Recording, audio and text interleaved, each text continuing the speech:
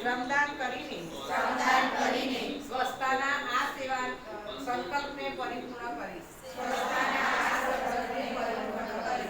હું ન તો ગંદકી કરીશ અને ન તો અન્ય કોઈને કરવા દઈશ. સૌપ્રથમ હું મારી જાતથી, મારા પરિવારથી, મારા વિસ્તારથી, મારા ગામથી, મારા કાર્યસ્થળથી શરૂઆત કરીશ. હું માનું છું કે દુનિયાના જે પણ દેશ સ્વચ્છ દેખાય છે તેનું કારણ એ છે કે ત્યાંના નાગરિકો ગંદકી કરતા નથી અને ગંદકી થવા દેતા નથી. આ વિચાર સાથે હું ગામે ગામ અને શેરીએ